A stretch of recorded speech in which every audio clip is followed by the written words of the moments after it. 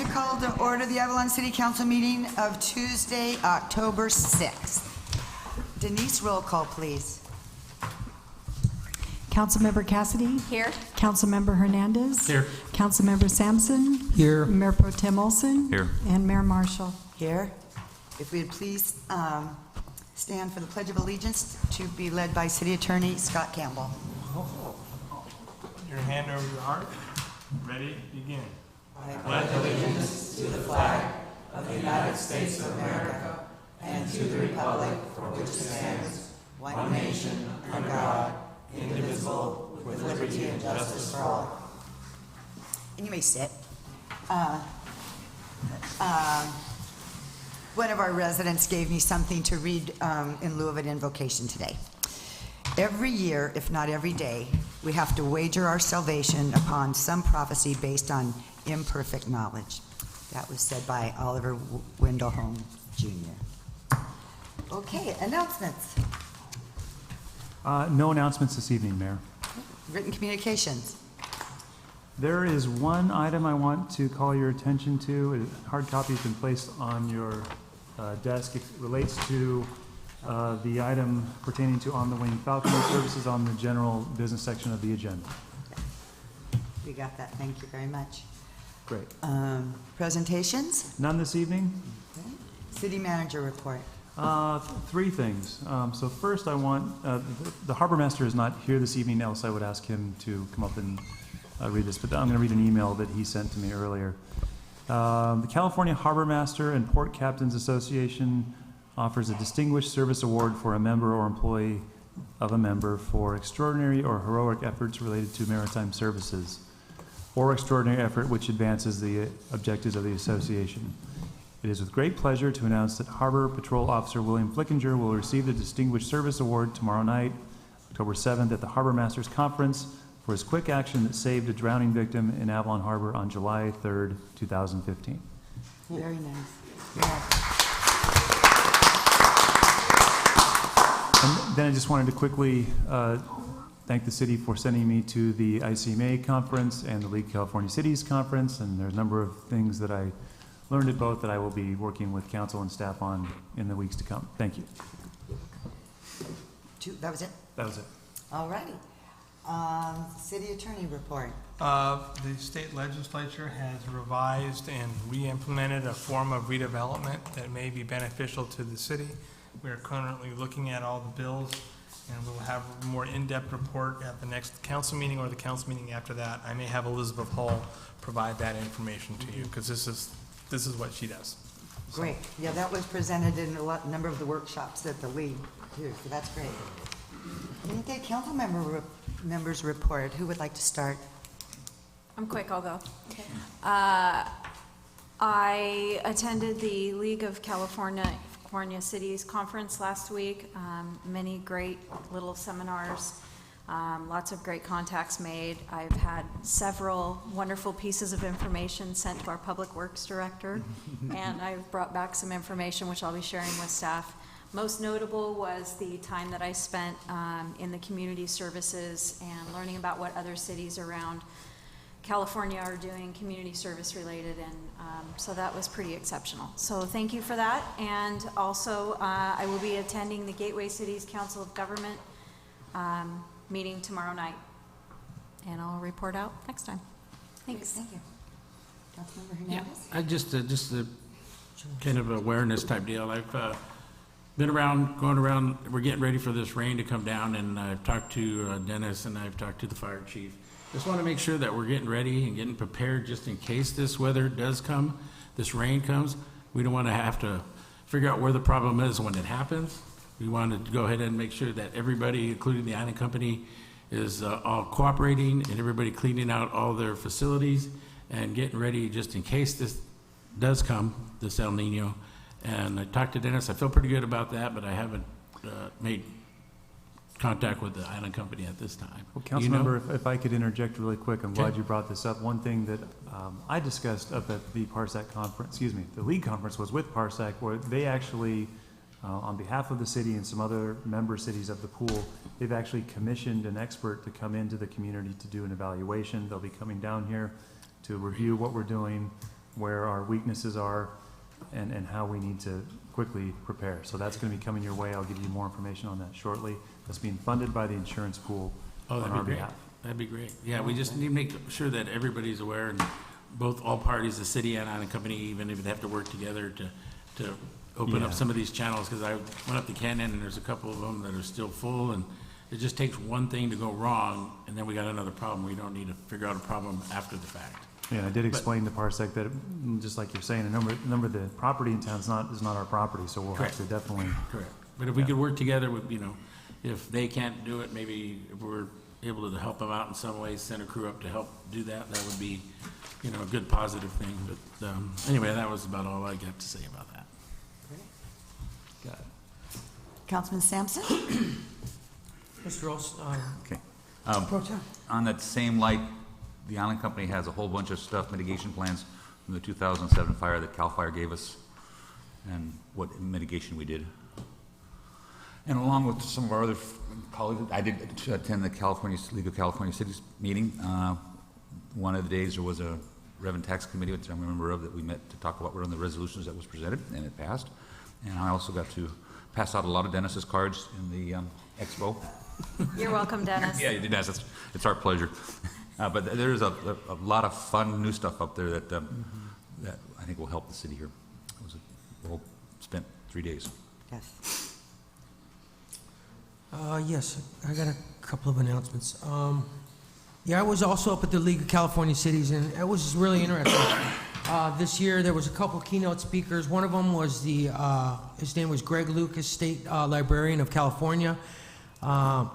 Very interesting. But the gentleman that spoke, and his keynote address was on workplace in transition, which kind of, he went through the matrix of the different generations and how we communicate and how we can better communicate with each other. Matures, baby boomers, Generation X's, millennials, I generations, all how we can relate. I also did some courses on agriculture, arts, and maximizing your fire department. A couple of these courses that we took, or that I took, the ones that I went into were full, so I went into other ones that I found were actually kind of interesting as well, like the Wildlife Watch. There was a Fish and Wildlife representative there, and he let us know exactly how the transitions we're making between the wildlife as we expand our cities out towards the wildlife, how we're going to manage getting along with them, because the wildlife comes in. They talked about coyotes, and in our city, we're talking about deer. So the deer come in, people feed them. Anyway, it was spectacular.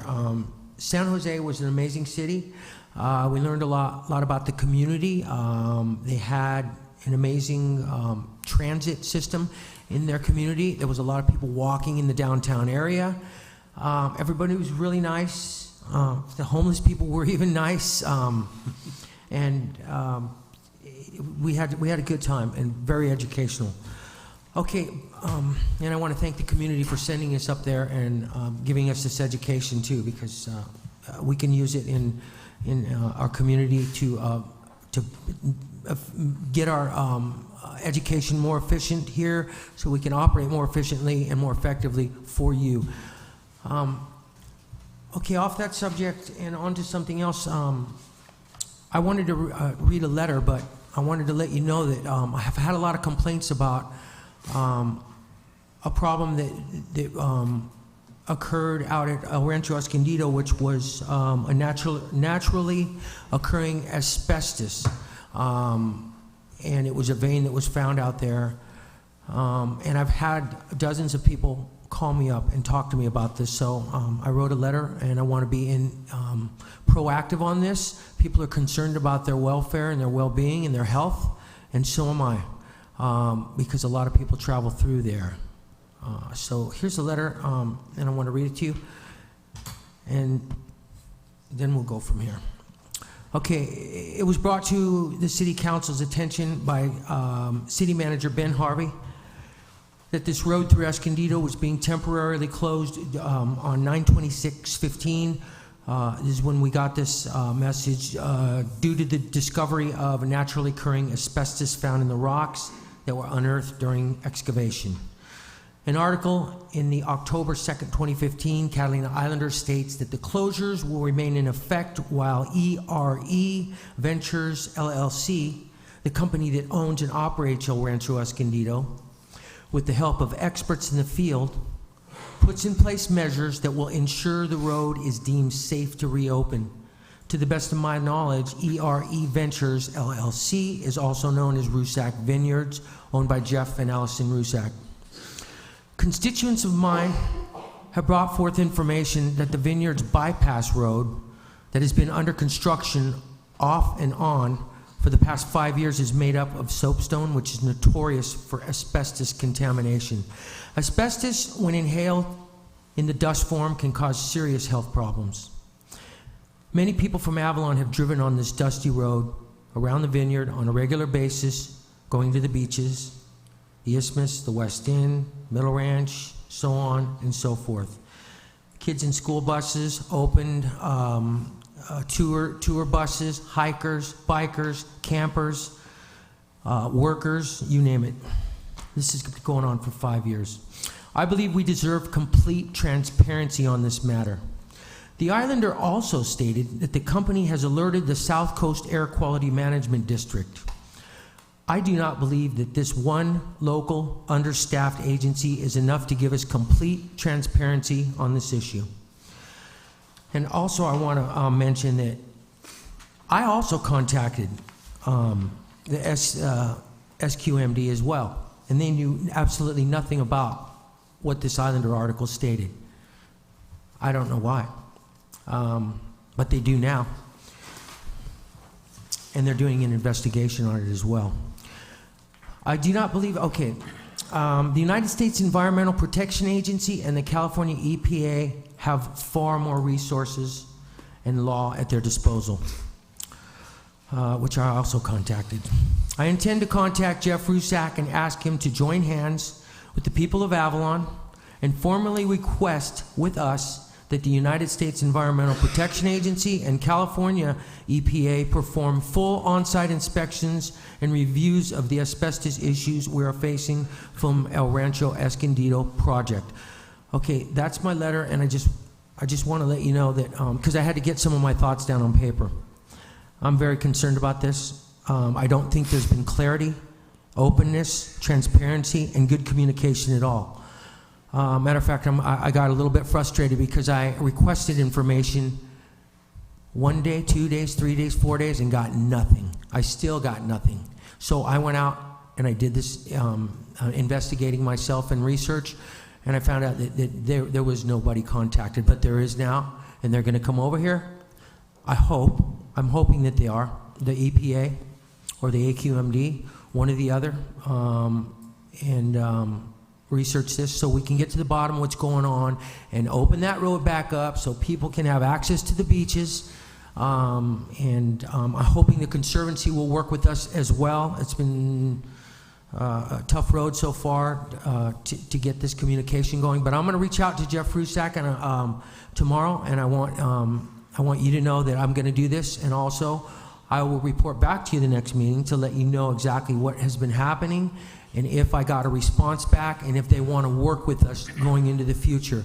I heard that there was litigation, that there was people were through my staff that the island company was going the route of attorneys, and I don't want to do that. I don't want to go litigation. I don't want to press this issue any farther than a conversation and a handshake, and let's get this thing cleared up. Let's get the EPA over here, and so we can use our interior as well. So that's pretty much the extent of what I want to talk about there. Also, off that subject, I have staff working on this pile of dirt that's up here alongside the golf course that's been, it's just been collecting over the last couple of years from the museum project. I'm very concerned that that dirt is going to release if we get this kind of rains that are predicted, it's going to release into the city of Avalon, into everybody's businesses and homes, and into our harbor. And I want to know who is responsible for the financial losses that may occur if that happens. So we're working with staff right now to find out.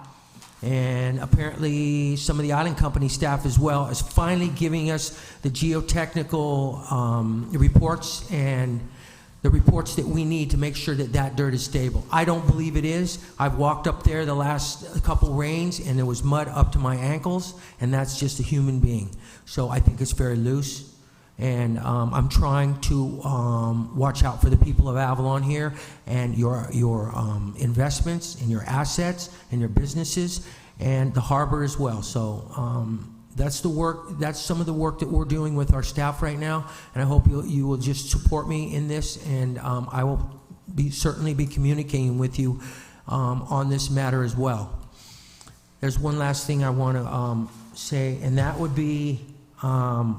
I've talked to some very important people, some mayors and councilmen up in the Central Valley of California about water supply. Water supply is very important, as you all know, and as you all know, we're going to have our desalination online, I think at the end of this month, so that'll give us another 150,000 gallons of water per day if we need it. I'm still concerned about storage, though. We have no storage. They're proposing to put in no storage, so that when we make an excess of water, that's going to be a problem because there's nowhere to put it. I've asked Edison repeatedly if they would please dredge the reservoir up at Thompson, up in the Middle Ranch. And if anybody has been up there, the reservoir's about dry. It's as low as it's been in 50 years at least. It's a good time to get a couple Caterpillars or some dump loaders, skip loaders in there and get some of that dirt out of there, but Edison refuses to do it. What's going on now is there's so many bushes growing in there, it threatens the stability of the basin. And basically what happens is you could get what they call a Jersey wall, which is a wall of debris that can actually block the whole spillway, and we could lose our entire reservoir if the worst case scenario. So they need to get in there, they need to clear those weeds out, those trees that are actually growing in the basin, and they need to get that dirt out of there so we can have more storage area for our water supply. That's my idea. I know a lot of other people have given me suggestions and said that this has been done before and we can do it again. All I'm hearing is that it's too expensive and we're not going to get much use out of the extra water, or we're not going to get that much extra water. 50, 100 acre feet, that's a lot of water. That amount of water would keep us out of stage 3. It would have probably kept us out of stage 2 as well. It's a massive addition to the capacity of storage that we have there. That would almost give us a comfortable level of security for our water for the next 50 years, so we wouldn't have to worry about it. Our children wouldn't have to worry about it. So I'm going to keep pushing for that as well. That's the extent of my announcements for today. Thank you. Thank you, Councilman. Okay, on a lighter side, just wanted to make an announcement that Nicholas Smith, the young Eagle Scout that created that wonderful board out at the dive park. If you haven't seen it, go out there. It's very educational. He is going to become an Eagle Scout on October 25th. And I know that we're going to write a letter on his behalf for his resume, but he's a great little young man, and we thank him for the project that he did. The Avalon Library, Friends of the Library, going to be doing some adult programs on a monthly basis. You may sign up in the library. The sign-up sheets are in the library. They are free. And the first program, which I'm not sure of the date, is going to be on astronomy, led by Kathleen Carlisle. Kathleen Carlisle. Yes, so that's very exciting. The library, county library, is also doing a Ticket to Adventure. They have an annual bookmark contest. So the official judging will be from the 2nd to the 7th, and they request that I kind of sit in as one of the judges. But from September 14th to October 31st, children may go to the library, get the little thing, create the bookmark, and if so, it is every county library in LA County Library will be using perhaps a local kid's artwork on that, so that was kind of cute. I also attended the League of California Cities, so, and I have kind of stacked things for different staff members, and we'll spread them around. A couple of weeks ago, I went to the Long Beach City College Promise. That is a program where every student in Long Beach Unified that goes to Long Beach City College gets a free year of tuition. It was just a semester, now it's a full year. A young girl from Avalon also got one 8th grade student from each of the Long Beach City schools also will get a grant to go along with that when they enter college. And so the children and the parents sign a contract, and it's a wonderful program, so I was able to attend that. The Film Festival, 5th Annual Film Festival, I see a lot of you were there. It was a great event, and I hopefully all of you got to attend. On Saturday, after coming back from San Jose, I went to the Avalon Medical Development Corporation. It was a team building and informational sharing thing with the board members. They had the AMDC, the hospital auxiliary, and the foundation were there, both well represented, and I was also in attendance. They had a lovely speaker who, it was amazing the parallels between the AMDC and, of course, the city of Avalon. So some of it was redundant in a way, but it was always nice to have things reinforced. And I have the packets. I'll be happy to give them all out to you. They're just really good refreshers and reminders, so I will share that. And that's it. Thank you. Okay. Oral communication. This is the opportunity for the community to speak on an item that is not on the agenda. You are limited to 3 minutes, and no action will be taken. Do we have any takers? Okay. Jordan Monroe, Community Outreach Director for KISL 88.7. Just want to let everybody know that the fall television series, The Island Variety News Show, is kicked up again. They had their first week last week, Wednesdays at 6 o'clock on Catalina Broadband Solutions Channel 3. So you can see local students from the TV club produce original content, skits, and talk about community events in a very humorous way, I promise. Every Wednesday night, except for when there's planning commission. Yeah. Priority for Channel 3. Thank you, Jordan. Did you want to give up? Mine's quick too. I just wanted to remind everyone that we have Fall Fest coming up on October 22nd, and if you'd like to sign your organization up, or as an individual would like to sign up for a booth, you're welcome to. We have the sign-ups here at City Hall. You can call us here at City Hall. The registration forms are also online at cityofavalon.com, and again, that's Thursday evening, October 22nd. It's from 5 to 9 p.m. right on the front boardwalk. We'll have great food, live music, games, hayride, pumpkin patch, all your favorite fall stuff. So come on out. Thank you. Any others? Yes. Good evening, Honorable Mayor, members of the City Council. Ronald Garcia, Region Manager, Public Affairs with Southern California Edison Company. Proud supporter of your radio station that the students that Jordan just mentioned.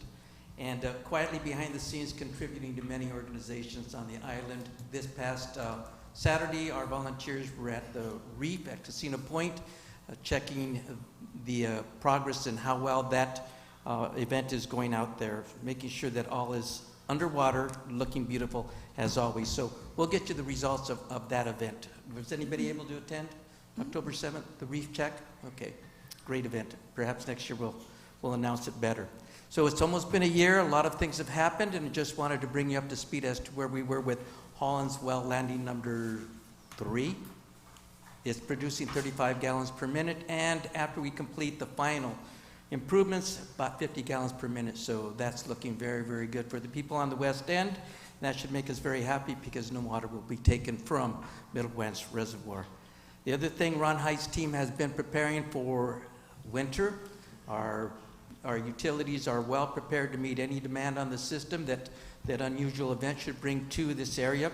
We are well aware of the issues that you're talking about and taking great care of our Middle Ranch Reservoir and our dam and making sure that it won't have any problems and perform as we have traditionally expected to do, which is excellent.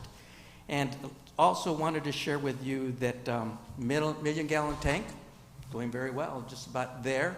And so we'll also let you know the progress next week as to how we are progressing and what our next steps are. The desalination unit. Boy, we were working those people, our contractors, 7 days a week, 12 hours a day, but because of the remarkable conservation efforts of the families on the island and the businesses, we were able to ask them to stand down. So Councilmember Sampson is right. By the end of November, we should have that up and running. We've also prepared an advice letter to the California Public Utilities Commission asking them to defer should we have to go to stage 3 because the water at Middle Ranch Reservoir falls below 200 acre-feet, that we don't go to stage 3. So we are planning a dedication celebration. The city is cooperating with us, and so is Jim from the local Chamber of Commerce. And because of the small availability for a large number of people, we will ask for guest lists and then have our celebration and dedication of the desalination unit. So all is going well. Thank you so much for your partnership through the year. A lot of your suggestions, a lot of your questions were taken to heart, and you help us improve, and we continue to improve. And Ron Height has just one solid team, and we're always looking for ways that we can partner with the city, with our communities, and to strengthen our relationships. So continue bringing those suggestions to us. Thank you. Thank you very much, Ron. Okay. No others? Let's go to the consent calendar. Yes, Mayor, 7 items on the consent calendar this evening. Actions from the September 15th meeting. 2 resolutions related to the IRWIM, to which we now belong, related to water and grant funding. A resolution proposing to add intermodal to the title of the Cabrillo Mall, again in the interest of pursuing grant funds.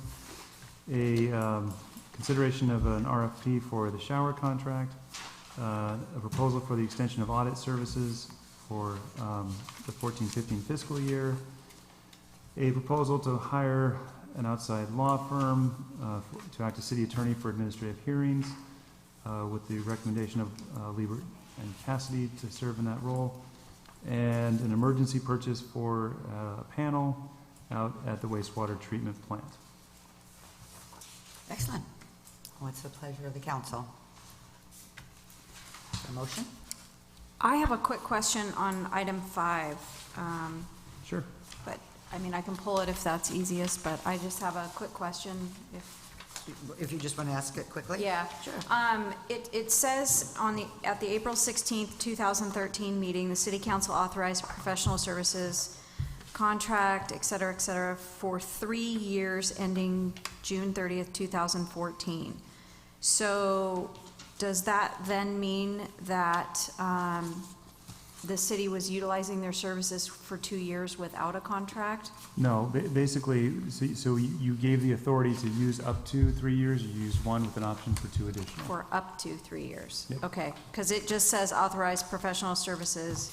It says for the 3 years ending June 2014. I see, we could have written that better. So it just struck me as odd. So, okay. Great answer, thanks.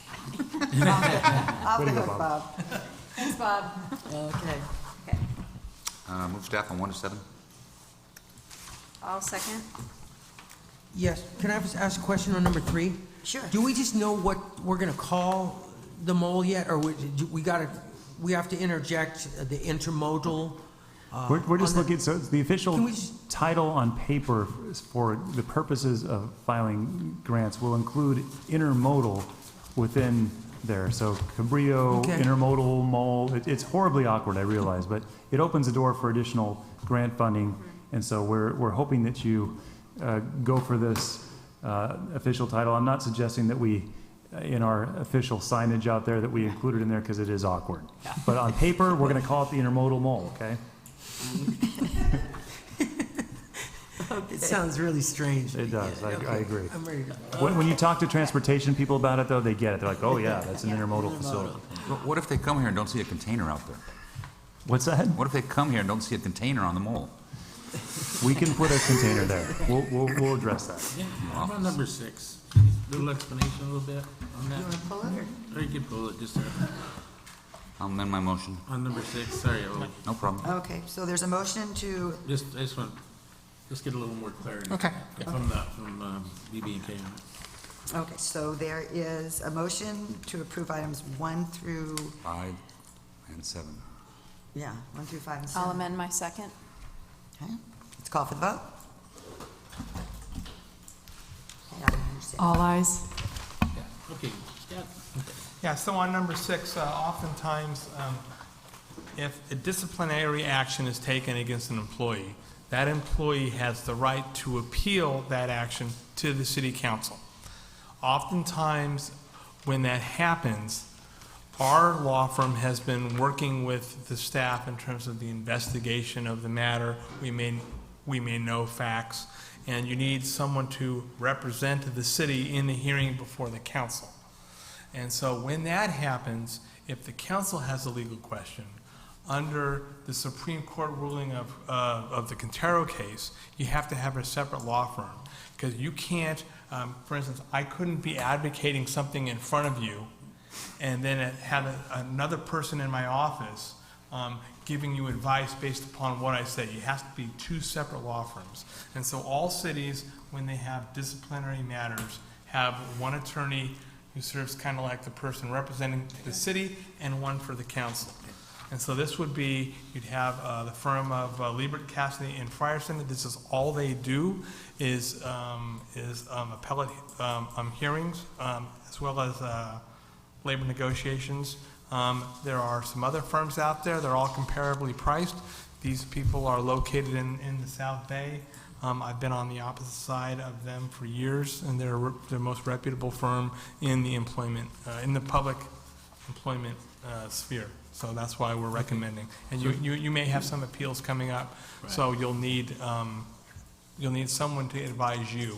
So this is, okay, this is relatively, this isn't a new thing then? No. We It's just been around- haven't, It's been around, we just haven't brought it up to. because you've never had an appeal that goes to the council, but because you may have some appeals coming to So the this has council. been around for a while. It's been around for about, the Quintero case, I think 12 years. For instance, I advise, Right. I serve as the alternate city attorney for the city of Alhambra. Oh, And so the normal city attorney represents them, and then I sit with the council up on those appeals, and I'm like the judge. And so this person would be Right. the judge, Yeah. and you'd be the jury. I got you. Okay, Also known as full employment for city attorneys. okay, Okay, Move 6. good enough. okay, there's been a motion. Is there a second for item 6? I second. Okay, call for the vote. All eyes. Okay, item number 8, general business. Yes, I'd like to ask Jen Monroe to come to the podium, please, to explain a procedure that, at the mayor's direction, we have prepared to formalize a process for identifying worthy individuals to be recognized on the plaque wall, over at People's Park. So Jen, if you want to explain the SOP that we have. Yeah, sure. So as you're aware, we've had this beautiful plaque that was erected by the Public Works Department in 2006 over in Avalon Kids Park, or People's Park, right across the street. 3 names were originally put on that dedication wall: Fern Whalen, Robert Rockwell, and Frank Saldana. And then it hasn't been updated since then. So we just wanted to, at council's request, we wanted to make a formalized procedure for how that would happen, and then move forward with it. So typically we do our SOP, standard operating procedures, internally, but because there was, council interest particularly, and also because we're asking annually from the council to give input via one council member on this committee, we wanted to be sure to come before you and get your blessing on this procedure. So. And all you're doing tonight is blessing the procedures. The Recreation Department, in part of their policy, determines who's going to be on the committee. And the reason for that is that if you were to decide who's going to be on, you would be creating a Brown Act committee, that they have to have their meetings noticed. And therefore, that you could have some inability to have an open, honest discussion about who's going to be on the wall. So by improving the policies and leaving it to the Recreation Department to actually appoint the committee members, those sensitive conversations can take place without hurting anyone's feelings. Well, that may hurt some feelings, but you know what I'm saying. Well, and the names wouldn't be all discussed in open session. Correct, either. exactly. Yeah. But I like this in talking with them and Ben initially about getting this going is because we've had this thing for almost 10 years and there's 3 names on it. Right. In the meantime, people have come and gone, and I think one of my goals or desires was that not just to put the deceased on there. Yeah, it's not just a memorial wall. It's a wall Yeah. recognizing individuals who have given significantly to the youth of Avalon. Yeah, volunteer or financial. So I like the sound of that, and it's exciting to think the first dedication of April of this year will be kind of playing catch-up in a way.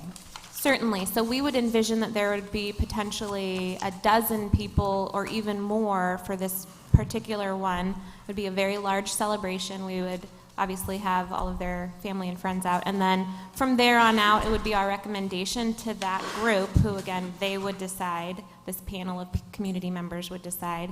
But we would envision that it would be 1 to 3 people annually, and that would, again, be both members of our community currently and those that have passed on. So. And if, let's say there's a dry year, and the committee gets together. I don't Never envision be a that dry ever year in happening. For the community's sake, I hope that's That not will true. never happen.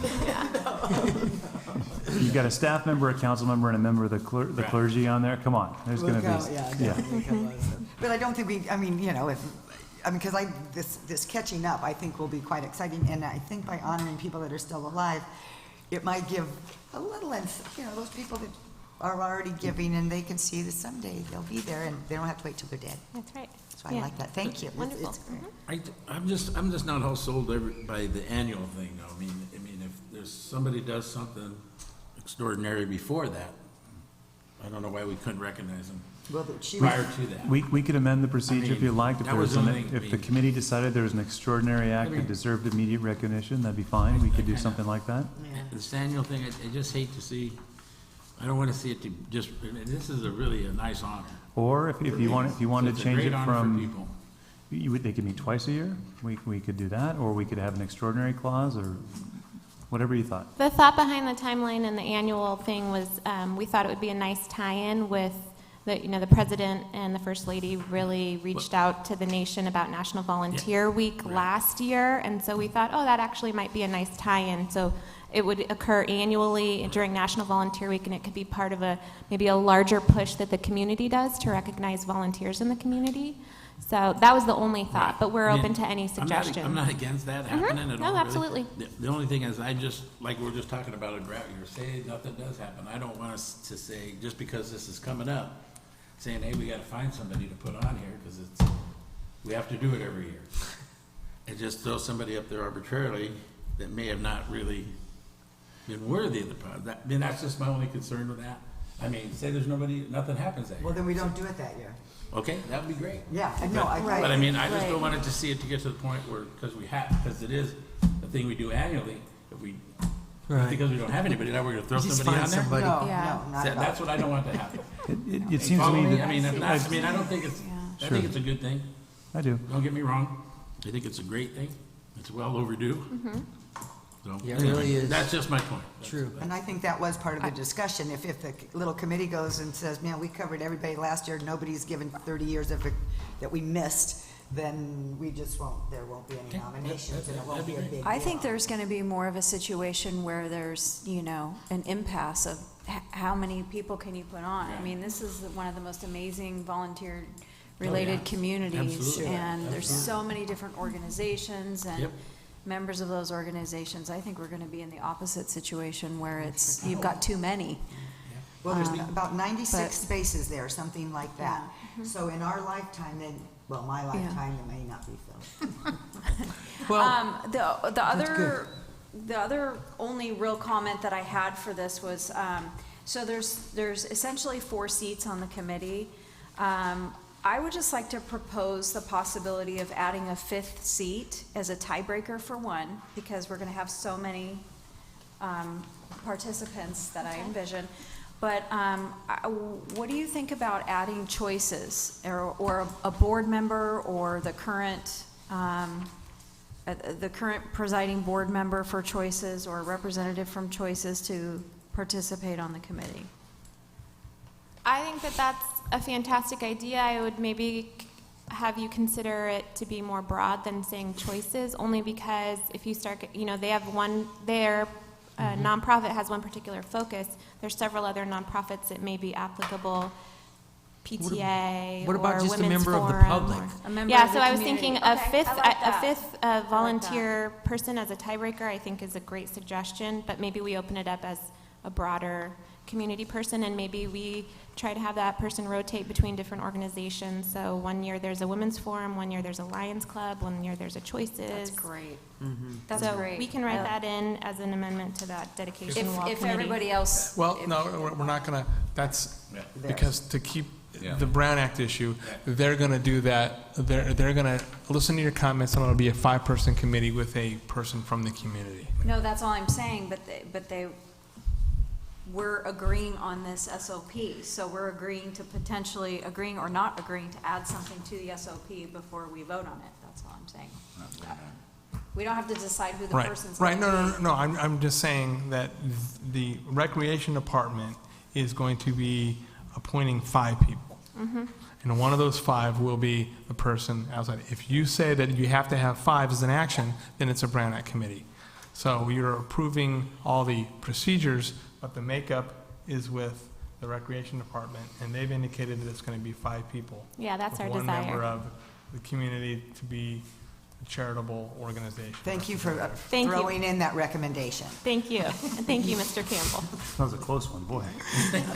Thank you on behalf of my Uncle Rich, because he's been asking me about that plaque for years. He's going, no one's been added on there for years and years and years. He goes, what's it there for? There's a lot of good people that could be on I there. know, there's a lot of good people. Yeah. It's So exciting. It's thank going you. to be a rip-roaring party for the first year that we play catch-up here, so. It will be. We'll have to rent the casino. No, Joe Machado Field. There you go. Anything else? Oh, now we need to have an action. Members of the community, maybe? Members of the community want to comment on this? No? Okay. So, can I approve is there a motion to approve the administrative procedures? I'll make a motion to approve the administrative procedure for additions to the dedication wall at Avalon Kids Park. Is there a second? I'll second. Okay, it's been moved and seconded. Call for the vote. All ayes. Thank you. Item 9. Okay, item 9, again, I'm going to ask Jen to come back to the podium. This is a proposal for a professional services agreement with On the Wing Falconry. This is a proposed partnership with the city and the Chamber of Commerce. Also, silently, in a way, the Island Company, because they're part of the equation here, whereby we're looking to revive nuisance bird abatement services in the community. We've had some challenges with this, as the council well knows, over the last couple of years. One of the major challenges was finding appropriate housing and a location on the island for the birds. The Island Company came to us earlier this year and told us they were going to be creating housing for a bird Discover Falconry attraction out at Descanso Beach, and that they were wanting to do that with Rocky Post and On the Wing Falconry. But that then gave us a situation where the housing component was potentially resolved if we decided to then pursue a partnership with the Chamber for the nuisance bird abatement services. So we're bringing to you tonight a proposed professional agreement with On the Wing Falconry. Again, it is with the Chamber. You've allocated approximately $50,000 in this fiscal year budget for this. We have a schedule attached for how we're proposing services to work as to the timing and the number of days per week. We have performance measurements incorporated in this agreement. I know that Rocky and Ken are both here this evening. If you have questions about that.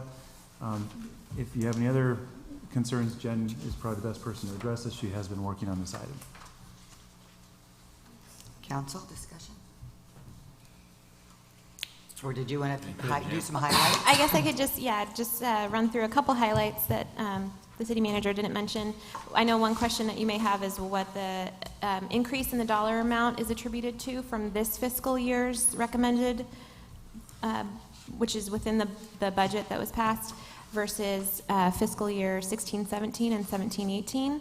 And if I could draw your attention to the spreadsheet that we provided in the attachment, the reason why you're seeing a significant difference is because we propose that this start basically next week. So we've missed the entire first quarter of this fiscal year. So the recommendation includes bird abatement through the heavy summer months for the next 2 fiscal years. And so that dollar amount is attributed to the cost per day for a 6-day during the busiest season, and then on kind of the shoulder going to a 5-day a week. And then in the middle of winter, you'll see it goes down to a 4-day a week service. And again, this is in partnership with the chamber, so the spreadsheet breaks it down as to what partners pay what. So that was the only thing I wanted to point out, and if you have any questions. I got a question. Is there going to be bird shows? Is that what I've heard? You know? On the wing falconry, they're here. They can discuss it with you. But I believe part of their agreement for the island company providing the housing out at Descanso Beach was that they would be having some tours offered, sort of a hands-on tour out there as part of the abatement at Descanso. Yeah, that would be nice if we had that in the city as well. That concerns me that you're going to have the bird shows out there, but not in the city of Avalon. If we're going to be paying for this service, I think that they ought to highlight some of the birds in the city of Avalon as well, because the kids really liked it, people in Avalon really liked it, and it's going to draw people out of our city into the Descanso Beach area, which, you know, some of the business owners are concerned about that I know of already. So, well, I'll let Rocky address that. I guess the one thought, though, that we've heard from the contractor is that the reason why they are providing those, well, one, obviously it's an amenity that the island company would like to push out there, but in lieu of flying the falcons or the birds of prey out there in order to keep the pest birds out of that area, in lieu of doing that flight time, they'd be doing these tours, which is all that space really needs in order to fly that out there. And then you'll see in the contract we have prescribed amounts of time per, which was kind of a key element that may have been missing in previous contracts. So a specified amount per day that the contractor would be required to be flying within the city limits between the casino building and the Lover's Cove area, so just within the city itself. So, it looks, I'm just kind of, with the city paying, 61% and the chamber 39%, it just seems like that's an awful lot of money for the city to be paying.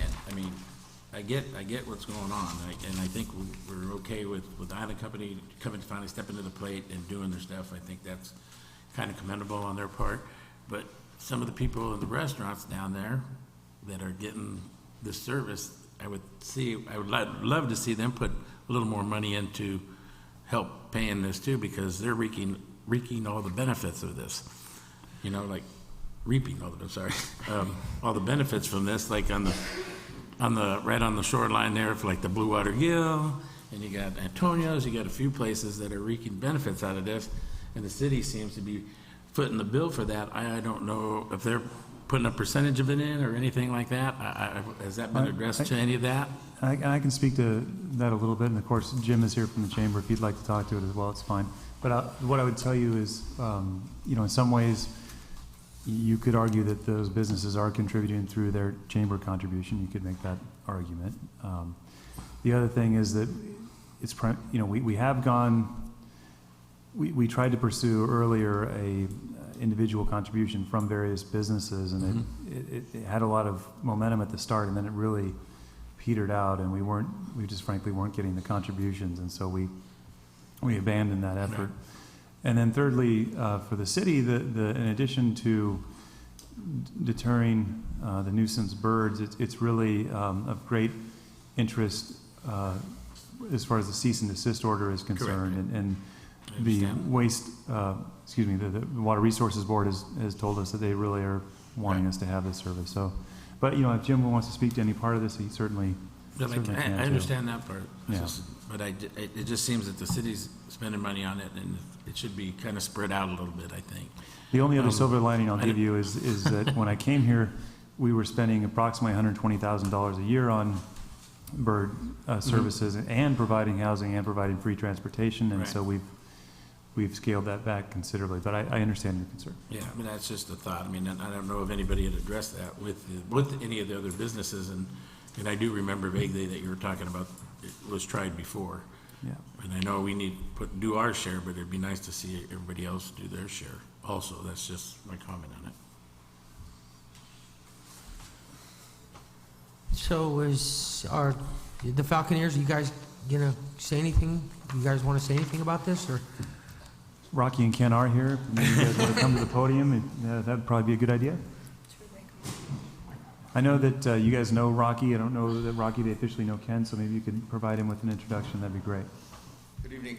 Rocky Post on the Wing Falconry. Nice to see everyone. Ken McNutt, Master Falconer. Ken. Like myself, he's got a lot of experience doing this kind of stuff.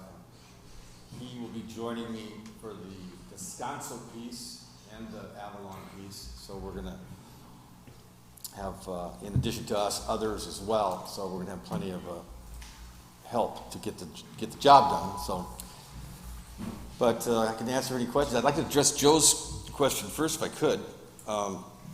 What's going on over at Descanso and how that all came about? They approached me when they were having a horrible issue with the gulls in the new restaurant area outside. And so I went and met with them, and it was a nice restaurant that was getting ruined by those gulls. And we came up with a deal where they would offer me a place for the birds, which is what I've been looking for a couple of years. That would be safe. They would build this facility. And it would be a place for me to kind of run this venue that's right next to the zip line. And the venue is a falconry experience tour for people, approximately an hour long. They get to go through, learn about the birds, watch them fly. As they watch them fly, we're doing the abatement at the same time, so it's a double whammy there. The trade-off is to keep the birds away from that restaurant, so there's no money exchanging hands between the Island Company and myself. Since then, the Island Company has spent a considerable amount of money, and they've built this beautiful facility for the birds that's going to be really nice, and it's very safe. And, we're pretty excited about that. And we're going to start the venue, hopefully before Thanksgiving. No pressure. And we're going to have a lot of really cool birds. So there's that going on, which is kind of an educational, eco-tourism / educational thing going on. It would be really cool. But to address the issue about the city has its own issues with pest birds. And there's also the question of, the pest birds that are going to be over there at Descanso, we're going to be pushing them over to Avalon. And we want to make sure that we have a presence in the city as well. And Joe mentioned that the people like it. It's kind of cool. They want to be able to get close to the birds and get to know the falconers and the different animals that we're using to get this job done. And we're going to be even more so in the city. You'll see falconers every day. The kids can approach them at any time. You get to see the birds flying through town like they have in the past, which is a lot of fun for us and a lot of fun for the public. Another thing we're looking forward to is we're going to be living here in Avalon, so we can get involved with the schools. We can help with, all kinds of stuff we can do. But you're not going to lose the birds downtown, which has become kind of an endearing thing to the town, I know, and and it helps. It's helping with the water for sure, and it's helping with the visitors as far as their enjoyment of the town and the neat things to do here. So I hope that kind of addresses that. Yeah, I just wanted to make sure that you guys are gonna be giving us some loving too, because. We love you, man. Yeah. Yeah, we're all about Because, it. you know, before, we didn't see you much, and I understand there was some problems with you not having a home for your birds, and it was hard getting back and forth, but all the same, the money was coming out of the city, and we weren't seeing you much. And I want to, and so you feel better about being here? You feel better about serving the public now with these birds and attacking what the problem is, which is Oh, the cease and desist yeah. order? You know, the logistics involved with this particular type of work and being here on the island in this town, there's a considerable amount of issues that I have to deal with as far as bringing those animals here safely and flying them and then getting them home. Having a place for the birds, which is taken care of, now allowed me to find a place, which we've done.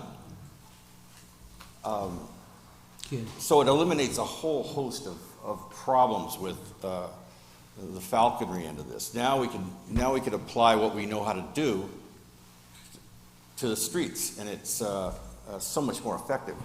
Right. Yeah. You can work more efficiently and more Oh. effectively, and you feel better about it yourself. Yeah. And you can put your attention on this. Good. I hope so, because I don't think it worked very well last time, and just because there was just not you weren't there enough. When you were there, it was great, but you weren't there enough. So that was what the problem was. Had some complaints about it. I didn't see you there. I saw the money coming out of the city budget, but we didn't see you much. So Right. now that you're here, the Island Company's picking up some of the slack that we needed them to do, which is really good. They're going to greatly benefit from that, but I want to make sure that, you know, 98% of the 99% of the businesses are right here in the city. So we need you guys to cover yeah. our city really well. Absolutely. Got it. Yeah. I have a couple questions. Go. How long is your contract with the Island Company? 3 years. It's a 3-year? Okay. And how many tours a day are you proposing to do for them? We haven't actually started yet, but we're looking, and that's going to change. What I say is, it's really hard to say. We're going to start with 3 a day, happening before noon, on the green grassy area, right there by the zip line, and they'll be an hour long. We'll take the size of the groups that are going to go through. We could take up to maybe 20 people at a time. At the most. At the most. It's just, you know, right now we haven't started, so we're going to have to feel our way through this and see how smoothly it all goes. But how many hours a day can the birds fly? We can keep those birds. We're going to have a host of birds. Since I'm here and we have the facilities, Okay. we can have the inventory. Okay. So we can keep birds going. And it's Because I good knew for from the. before that was one of the concerns is how long you can fly the birds, but having a larger inventory makes a big Absolutely. difference. The birds, we like to fly them every day. We don't like to keep them if we're not using them. And that's what the birds want to do. They need to do that every day. So we try to make sure that happens. And then is the Island Company, I presume, is charging for the tours? We are charging for the tours. When the Island Company sells a ticket, they keep a percentage of that ticket. When we sell a ticket through our own marketing, we don't pay the Island Company. We pay the 4% to the city, of course.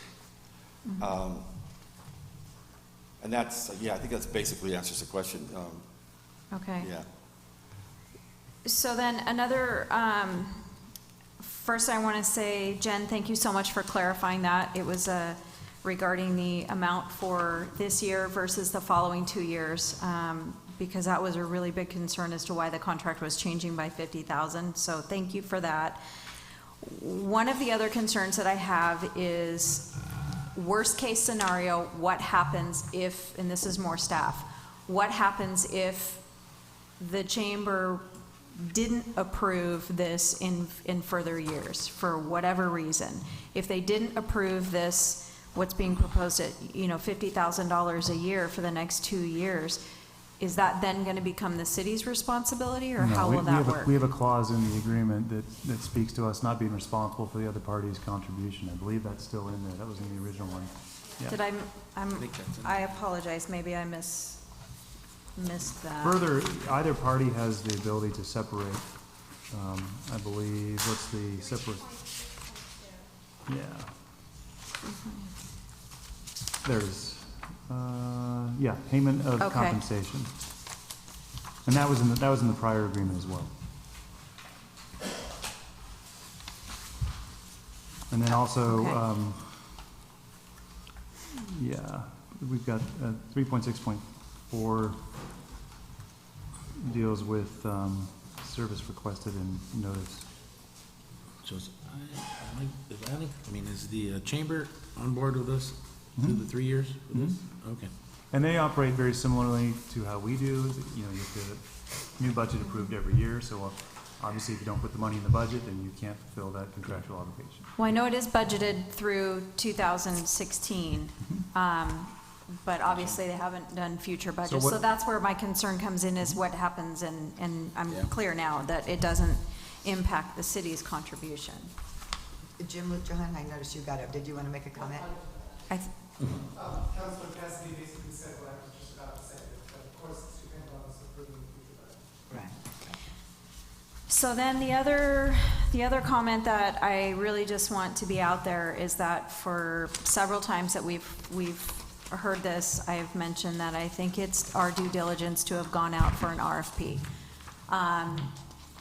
To no fault to On the Wing Falconry, the Island Company approached you and made an offer, you guys made an agreement. I'm a little disheartened that, you know, for whatever level, I don't feel as though at least the council was participative after having said on numerous occasions that, you know, going out for a request for proposal, making sure that we're, you know, getting exactly what we're hoping for, that we're looking at all the options.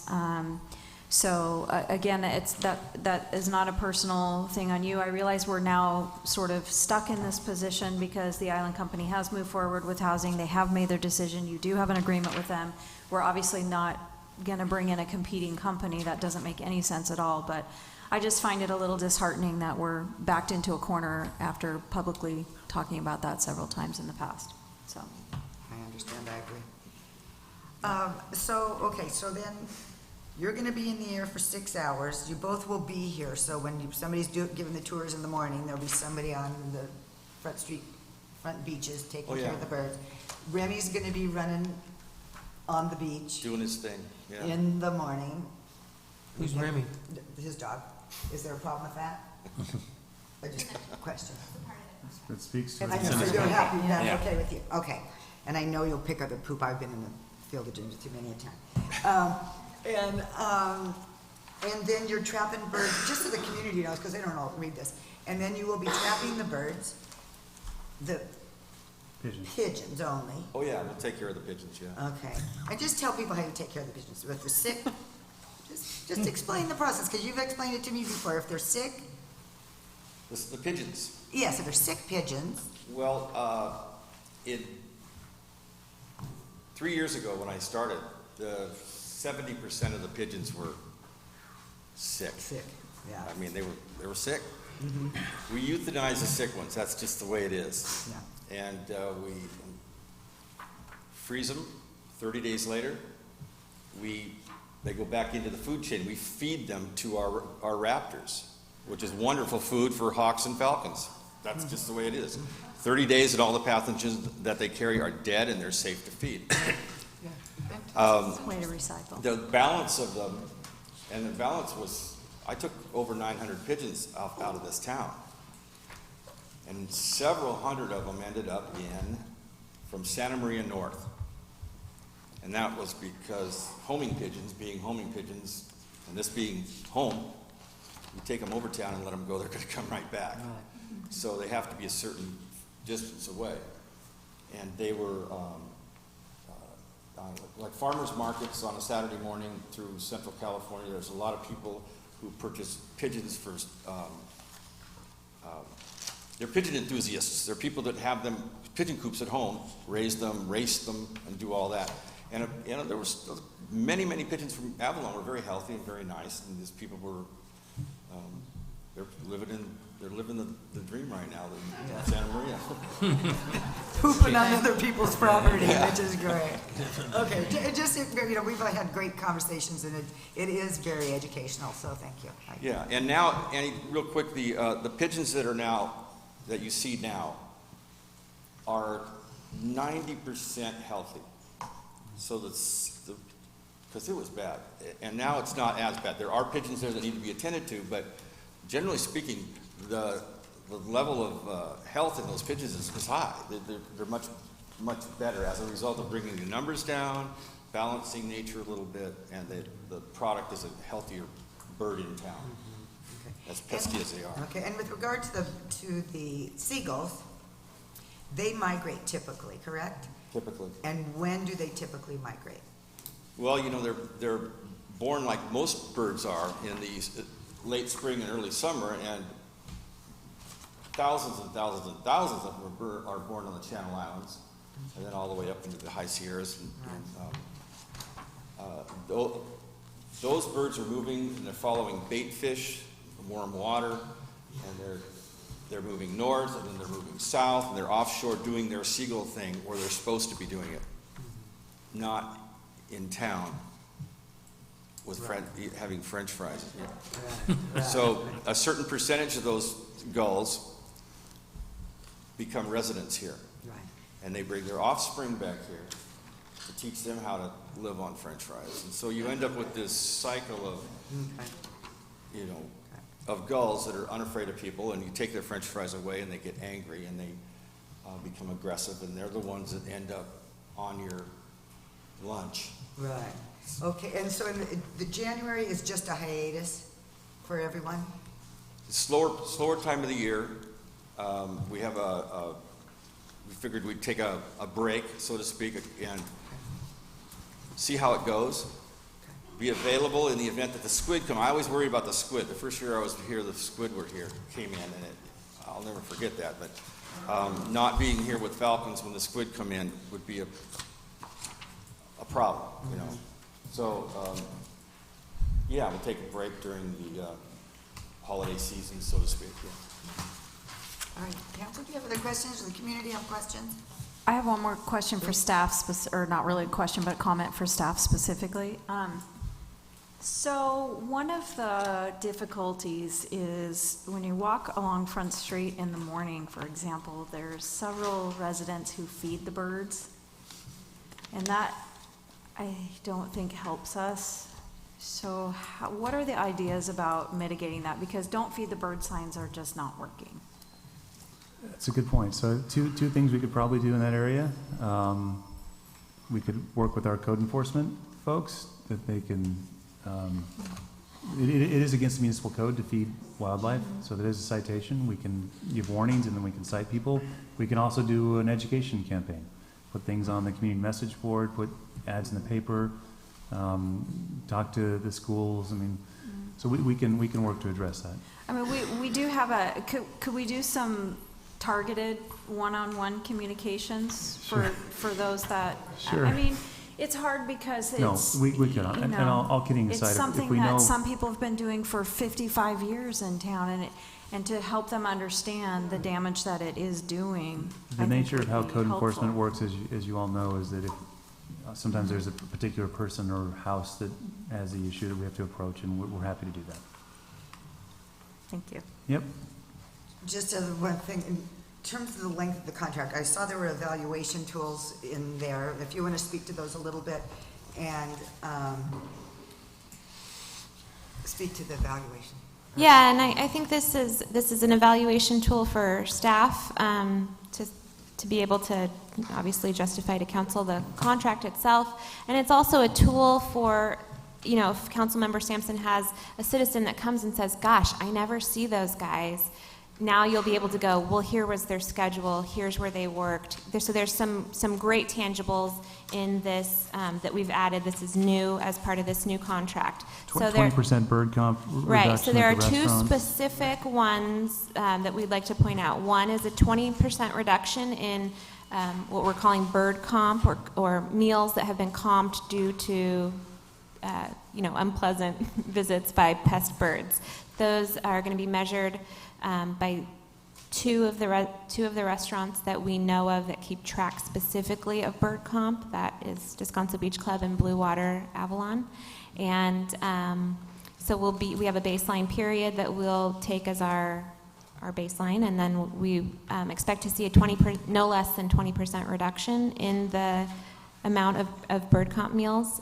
We're excited because, aside from the water quality issue, this is a tourism issue. This is a citizen issue with the pest birds. So that's a measurable that you'll be able to cite. And then the other one is tracking specifically the amount of postings on the beach. And each of those two items will be discussed at our quarterly meeting. So we'll be having a meeting with staff and the contractor to discuss both of those two items and where we stand on them, as well as what their schedule is and what they've done. So you'll have updates from that quarterly meeting that will be takeaways that you can give as an update to the citizens as well. The contractor is required to give us not only a schedule prior to work, so although we've stipulated the number of days, we want to know what days, what hours, what locations, and then they'll give us a progress report after that with more specifics. So if they do remove birds, if they have particular issues that they've worked on in an area under the pier, for example, or something like that they've concentrated their efforts on, and just some more specifics. So this particular day, they've really concentrated on Casino Point area. This particular day, they were just on Middle Beach, or whatever their details are. Then we'll be able to have those. And previously, the contractor had given us a few times an update as to a weekly progress report, but because we didn't require it, that was just something nice that he did for a short period. So now we'll be able to hold that as an accountability measure here in the contract.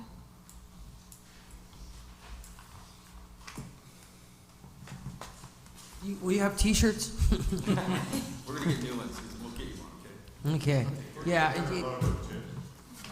Yeah. So, because the bling of this, and I know it's work for you guys, but it's probably a fun work because you're passionate about this and it's what you do. But for the community, it's exciting and it's amazing and it's educational. So we want you guys to know that you're having a big impact on the people that are watching what you're doing. And I know sometimes you got to just you're going from point A to point B, and because I've seen you work before, and you need to get to this point because that's where you need to work. But sometimes people have questions. Kids are going to be coming up to you, adults, and it's pretty fascinating what you're doing. And we want kind of you to do a show in Avalon too. You're going to be doing shows at Descanso Beach, but we want you to just be on your game when you're in town here. I totally understand. Yeah. In the past, when it was myself working basically alone, when the bird's up and I'm trying to interact with people at the same time, it's a little dicey. But Yeah. now, with us being here and having, I'll be able to have people that I can be training, employees that we could hire, and bring up to a level of expertise where they can communicate all this stuff back to the public and the locals. It's going to be a lot more interactive in town. Good. And it'll be more fun for us too. So I think it's going to be great. I think it'd be great if you interact with the school too, because this is a part of education that we don't have here. I mean, we have it with the Conservancy, but that's their program, and you know what? You're going to be our program, and I think that's a great thing. No other community really that I can think of has what you guys have as far as the ability to interact with the Raptors, the Falcons, the Hawks, those are the things that we use in a small community like this. So the kids are going to get a level of environmental education that I don't know of another community that's gonna get that. It's cool. Well, Yeah. thank you. I have basically dedicated the last 20 years of my life for that. And we are bringing in the type of people who have the passion and the love for it, and as well as many professional falconers with decades of experience. Speak into there. Yeah, speak into the mic. Yeah. I wanna hear you. My bad. The people at home want to hear you. Okay, I have dedicated 20 years of my life just for what you talk about. My company's 3 generations professional falconers, and everything you're talking about just getting me giddy with excitement. We have now, I guess you could say, one of the only 7 licenses in the United States of America actually allow us to do this and have the interaction that we're going to. So we will be off the charts, I think, in all honesty. Then in terms of just the monies, I had to say something about those. You went from $129,000 down to a whole lot less. You're going to have at least 2.5 full-time professional falconers with close to a century of experience. We're quite old. It happens. And we have increased the trained raptors flying overhead by 800%. So you just really did get a smoking deal here. 'Cause I've been doing this for 15 years professionally on the abatement end at high-end resorts. And because of the logistic constraints that Rocky's been fighting with for the last 15 years with Descanso, I would never, ever bid this job at $550 a day. It would be so much more.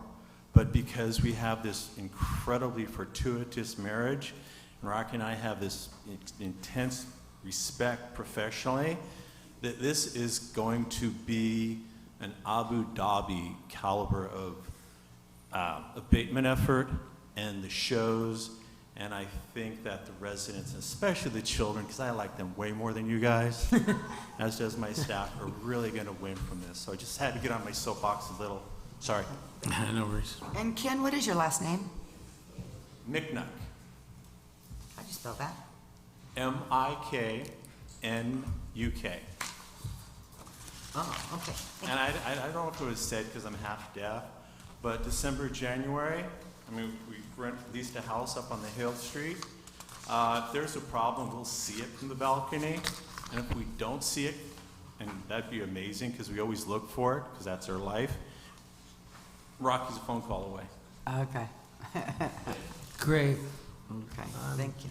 I'm feeling a little bit better about this, big time. You guys put some good thought and good effort into this, and I really appreciate it. Our town appreciates it because, you know, we got this cease and desist coming up, and that will help us continue to clean the bay up. And well done. It was a pretty good presentation. I mean, as to what, you know, we're looking at with this contract. Okay. Good checks and balances here. That's what we needed. Okay, then council, what's your pleasure? Want a motion?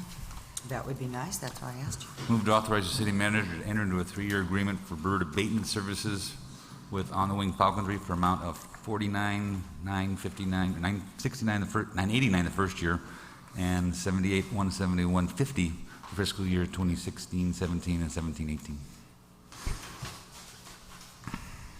I second that. But I'd also like to add that the cease and desist order is in 2016, correct? It doesn't end in 2016. It doesn't. No. It's going to We've continue. got years to go. Okay.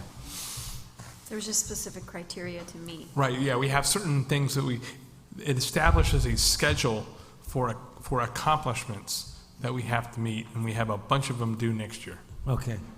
And So a it bunch more in the starts- years after that, and a bunch more in the years after that. It's a long process. Okay, so but we can come back and we can look at this in a year from now, see how we're doing with it, and consider what the contract is and go ahead, correct? Right, and we would plan on going to the water board to let them know that we renewed our contract, just to let them know that we're serious about the cease and desist order too.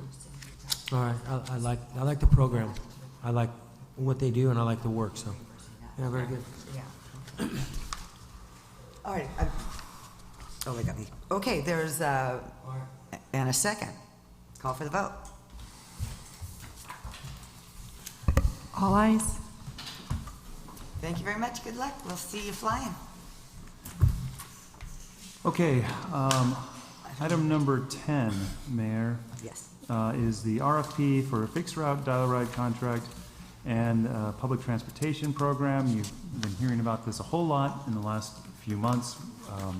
We hired a transportation consultant, Roy Glauthier, who you well know. You guys have all spent time meeting with Roy and with Audra to provide input as to what we'd like to see in a revised transportation program. Roy and Audra have also met with the existing transportation provider to understand what's being offered and what the city is currently doing. And the fruits of that are now before you in this RFP that we have put together. So there should be no surprises in this document. This document reflects the input that we got from you. However, Roy is here, as you can see. Audra is here. If you have any questions about the document, I also see that representatives from California Transportation Services are here. But we'd like to embark upon the process, and that's why we're asking for your authorization to start that RFP. If you have questions, Audra can address them. I don't know if you want to say anything additional, Audra. No, I just want to thank the council for all of their hard work and input. And it's a monumental task. We've had the same contractor providing a great service for 20 years. And it's a learning experience. And we're excited to get going on the next step. If you guys have any questions about anything, myself or Roy are here to answer them. And our goal is to issue the RFP with your approval tomorrow. Now these are new buses, right? Is that correct? These are new buses? Yes. Brand new buses? Yes. Okay. And then there's, like we was talking about, no hidden costs. I mean, there's going to be certain things that we're going to need to provide for these new. I can speak to that a little bit. So, Correct. We will need to purchase probably a couple additional things that are outside of this. We've spent some time with the manufacturer, with our mechanics, with some of our public works staff. Notably, we are going to need to create a charging station. We're in negotiations with the Island Company currently to establish that facility. It's going very well. We've got a location identified on Pebbly Beach Road that has adequate power. And so that needs to be addressed. That is not included within here. The other effort that we need to do is we need an apparatus to raise the vehicles up so that they can be serviced. You can't raise up just the front or the back. With unibody construction, that would cause the frame to crack, and so we will need a hoist that does allow for that. Lifts. Excuse me, Floor lift. lifts, yeah. Yes. The silver lining there is that while it will certainly allow for easier servicing of the buses, we can use it on other vehicles as well. We have fire trucks, we have other large pieces of equipment where we don't currently have that ability to do that. So it'll be multi-use. But yes, there are a couple things that we will need to probably purchase. So one of the costs might be doing trenching and stuff for the electricity. Exactly. To do that. Is that we're paying for that? We're paying for that, that's right. Now, I do believe that some of the apparatus for the charging for the buses is provided as part of the grant. If you recall, and I didn't bring this information in front of me because we weren't talking about this, but we are now. In the staff report where we went to purchase the buses, there was a breakdown of the cost, a line item out. So the charging station infrastructure and all those things were called out. The city has some transportation funding separate from the grant for the buses that is going to assist in paying for those things. Okay, that's good to know. Yeah. And just getting back to possibly putting them out at Pebbly Beach, my only other concern would be access to the road during storms and stuff like that. When they close Pebbly Beach Road, how do we get the buses back? Can the buses go over the top? Are they able to maneuver over the top Three Palms Road if they do close the road or it's blocked off some way? I think so.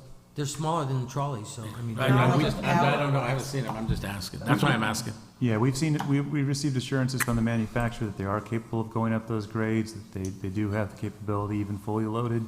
So, of course, the proof will be obviously once you're here, but we believe from everything we've heard and seen that they are going to be fully capable of doing that. That was just my question right there. And then the proposed fixed route in the RFP is not proposing to go out to Pebbly. So it would just. Other than just to get charged. Correct. Well, yes, but That that would be wouldn't be important. part of, Yeah. that wouldn't be part of the route, so they Yes. wouldn't be taking Correct. passengers No, right. No, I over, yeah. over Three Palms. Yeah, I just understand want that. that to be Yeah, clear. Right. okay, okay. And Roy's here if you have any questions as well. Mayor Pro Tem, Councilmember Hernandez. And the route, can we refresh our memory a little bit with our mind anyway? It's been a while since we've done that. Roy, please. Good evening. The route basically would be similar to the route being operated today with the trolley, with the exception we would not go all the way out to Descanso Beach. Okay.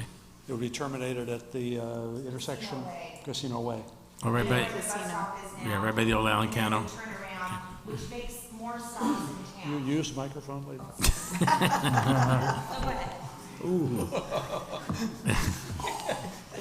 So that's where it turn around, so it doesn't go out to Casino Way or St. Catherine's Way, it turns there, right by the spa, it comes back. That's correct. Okay. As we talked about this last time, it saves us 10 to 15 minutes on the route that we can use elsewhere for more timely service.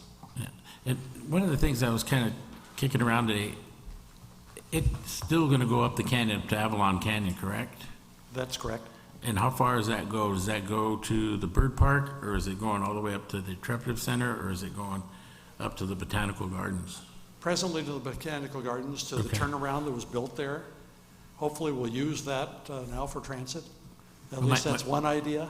What my thought was, since school started, is can they still get aboard that? Is their plan stop right there by the school? If the school kids wanted to get on that, to get off there?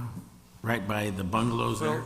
Well, we don't have all the stops located yet. and Okay. There'll be a lot of changes in this and a lot of location of stops. Okay, But remember, we're only talking about buses that could carry maybe 30 full load. correct, correct. And at school time, this is not really designed for school service. Right, but if possible, I mean, I thought. I mean, there will If be. it's raining or whatever the circumstance calls for. I was just curious if it was able to even stop there at that spot. I believe there will be a local. Will they be able to jump on though? I mean, if they need to, a child, if it's, let's say it's raining, and they've Oh, got a sure, big they're- pack, I mean, if they have their, It was just a thought. it's $1, right? Or- To leave some of the, It'd be $1. It'd be and $1, right? They're general public too, so they get to get on the bus when it stops. Okay, Yes. okay, all right. yeah, that's great then. But we 'Cause some can't- of the kids would probably need that, and some of them would probably just enjoy that. We'll find out. I don't think we know yet, but that certainly would be No, one opportunity. I think it's a good point, though. Some kids need it because their packs are extremely heavy nowadays, and We might need a luggage trailer behind then for the packs. Roy, The rails on the outside they could hold on to? So, and again, that, just a reminder for everybody, that does not have storage area, correct? No, these buses are not being ordered with luggage container, luggage pack, Right. package racks. No overhead contained But storage. we are addressing, and the council will see a package policy when we do bring this to council that addresses the package issue, allows packages, but we'll bring that back at a later meeting. Okay, all right.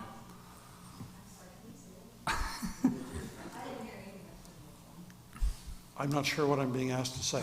Just No, just we're repeat talking what you about said, the storage. phone, the There will phone- be a package policy that comes back to council at a later Correct. time. Okay. Madam Mayor?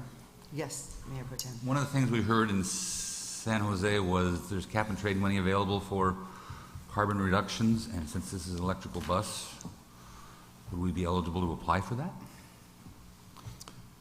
I don't, microphone. I've been schooled. I don't know the answer to that. That would probably be something that we would discuss with Metro because the funds funnel through them. All the cap and trade comes from Metro? Yes. Okay. The toll credits, is that what you're talking about? No, there's a Oh, $1.5 billion that the state has this year to pass out for cap and trade for affordable housing close to transit, for transit systems, for just a whole bunch of stuff. if you have any information on that, I would love to see it. Yeah, we've got the presentation from the Yeah, league, this- so I can Yeah, share if that. you could share This was that with something me, new that'd we be just great, learned. yeah. Yeah. Okay, so here. Councilmember McGugan Cassidy. I just want to say that we've been looking at this for several months now, and what an unbelievable amount of research, time, effort, and work that's been put into this. It's pretty much it has captured all of the concerns that I've had previously that we've talked about.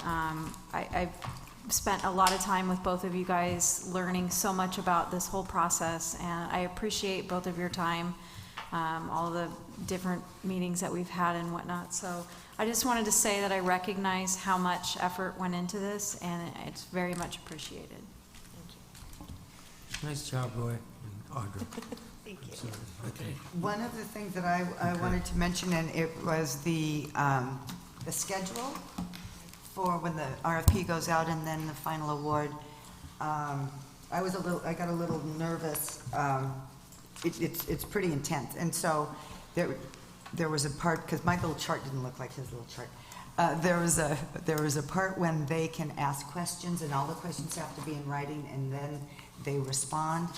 And that only allowed the people a week, the time they would get those answers, to maybe then tweak and fix. And so there was a discussion about kind of moving everything 1 week explain those dates, if you wouldn't mind. Roy, you actually have the calendar, so he would probably be better. Based on the concern about the timing, we did in the original schedule that appears on pages 5 and 6, between the final answers for questions that are submitted and the due date for the proposals was only a period of about a week. Right. And 9 days, I believe. But that can be extended. We do have some flexibility in the timeline. We were concerned about getting the whole process completed in time to transition for the April 1 start of new service under this contract, so that it's clearly started and debugged before the summer season. And we could add another week in this process and give approximately 16 days between the final answers and the due date for proposals, which would probably address a question we're going to get anyhow, a request from potential bidders.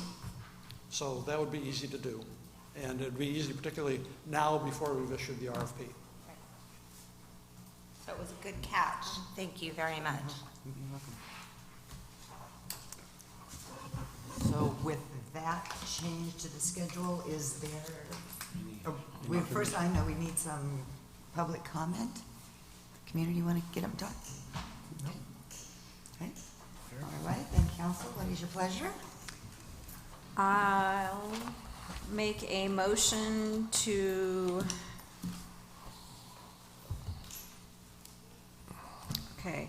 I will make a motion to authorize the city to publicize the request for proposal to provide fixed route and dial-a-ride contract services for the City of Avalon's public transportation program, and authorize staff to advertise and solicit. Second. Okay. And I just have one other question. How do you advertise? So we are going to advertise by putting the notice in both newspapers. We will be reaching out to the current contractor and a list of transit providers in Los Angeles County and other transportation providers that may be interested in Avalon. It will be published on the website and accessible to anybody who cares to look for it. We will also be noticing it on the CalAct website, which is a California organization that the city is a member of, and their sole goal, or their whatever, they're for contract transportation services. That didn't come out right. So they provide a lot of resources, and they will also put it on their website. So they have a little request for proposals spot. What about Facebook? It's, like the city's got a Facebook page, don't we? I mean, we can use. We do. We could tweet an announcement as well. We've got access to Vine. We do have social media.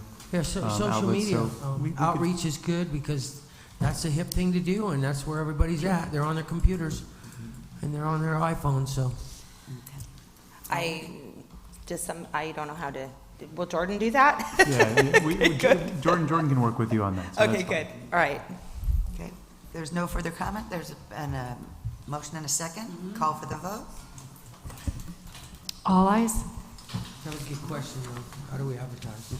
So now we will be going into closed session. I would like to say goodnight, Tony. We have two closed sessions. The first is concerning the two Lieberman matters, the criminal action the city has against Mr. Lieberman and his writ case against the city. And the second is public employee performance evaluation, chief administrative officer. Thank you.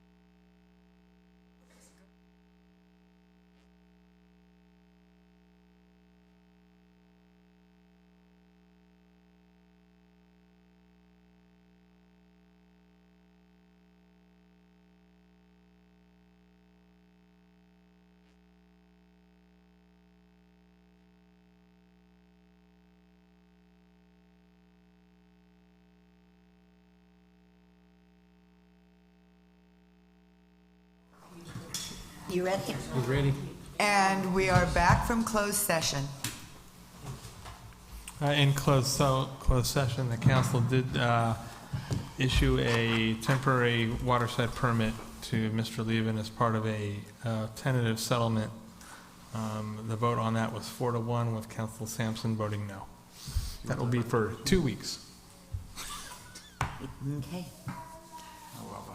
All right, then that's it. Good night, Tony. And any other comments? Okay, meeting adjourned. Good night, Tony. I said good night earlier.